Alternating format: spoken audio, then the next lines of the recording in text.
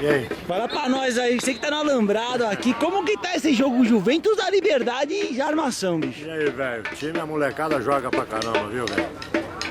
Já tô até cansado de estar vendo a molecada correr, cara. Os caras têm caixa aí. Tem, a molecada joga bem, tem muito cara bom de bola aí, viu? Infelizmente, você sabe aquilo, né, meu? Que o profissional não dá oportunidade pra muita gente, né? Infelizmente é assim, tem muita gente boa na várzea que não consegue uma oportunidade.